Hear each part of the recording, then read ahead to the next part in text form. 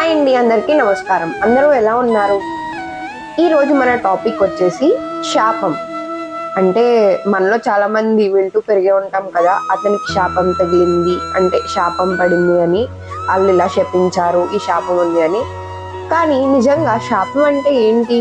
ఎవరో కోపంగా అన్న మాట మన జీవితాన్ని నాశనం చేస్తుందా, లేక సనాతన ధర్మంలో శాపం అంటే ఇంకేదైనా లోతైన అర్థం ఉందా అనే విషయం గురించి మనం ఇప్పుడు డిస్కస్ చేసుకుందాం. సో వీడియో స్కిప్ చేయకుండా చివరి వరకు చూడండి. నేను మిమ్మల్ని పెట్టడానికి లేదా ఏమీ అపోహగా చెప్పట్లేదు, భయాన్ని తొలగించడానికి మాట్లాడుతున్నాను అంతే. సనాతన ధర్మంలో శాపం అంటే మంత్రంలా పనిచేసే శక్తి కాదు.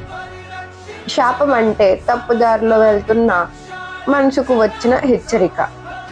ఋషులు శాపం ఇచ్చారు అంటే అది కోపం వల్ల కాదండి, ధర్మ భంగం వల్ల. ఇది చాలా ముఖ్యమైన భాగం. శాపం పనిచేసే విధానం: తప్పు చేసిన వ్యక్తి తన తప్పు తెలుసుకున్నా అంగీకరించడు, భయంతో అపరాధ భావంతో జీవిస్తాడు. ఈ మనస్తత్వమే తన జీవితాన్ని కూల్చేస్తుంది.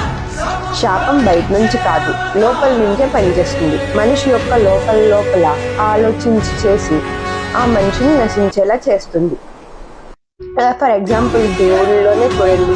మనం ముందు వీడియోలో చెప్పుకున్నట్టుగా ఇంద్రుడు తప్పు చేశాడు, కానీ అంగీకరించాడు, శిక్ష అనుభవించాడు, తిరిగి దేవేంద్రుడయ్యాడు. అలాగే చంద్రుడు కోరిక ధర్మాన్ని దాటింది, శాపం వచ్చింది, క్షయం పెరుగుదల చక్రం మొదలైంది. ఇక్కడ గమనించాల్సింది ఏంటంటే, శాపం వల్ల నాశనం అనేది చేయలేదు, వాళ్ళను మార్చిందంటే. శాపం అంటే శిక్ష లేక అవకాశమా అని మనలో చాలా మందికి సందేహం ఉంటుంది. సనాతన ధర్మంలో శాపం శిక్ష కాదు, అది ఒక మలుపు. శాపం లేకపోతే ఇంద్రుడికి అహంకారం తగ్గేదా, చంద్రుడికి నియంత్రణ వచ్చేదా? శాపం వాళ్ళను ధర్మం వైపు తిప్పుతుందండి. మన జీవితంలో ఎవరు శాపం ఇవ్వరు, కానీ ఒక తప్పు, ఒక అహంకారం, ఒక అపరాధ భావం, ఇవే మన శాపాలుగా మారతాయి. అందుకే కొన్ని సమస్యలు ఎప్పటికీ అలాగే తిరుగుతూ ఉంటాయి.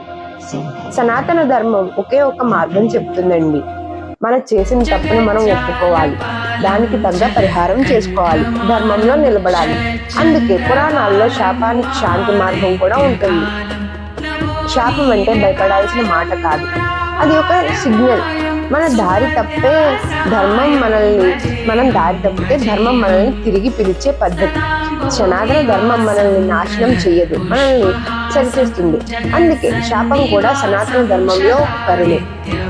సో ఇదండి ఈరోజు టాపిక్ వచ్చి. సో ఈ వీడియో మీకు నచ్చినట్లయితే లైక్ చేసి షేర్ చేయండి. అలాగే పక్కనున్న బెల్ ఐకాన్ క్లిక్ చేసి ప్రతి వీడియోకి నోటిఫికేషన్ పొందండి. ఓం నమః శివాయ. ఓం నమో నారాయణాయ.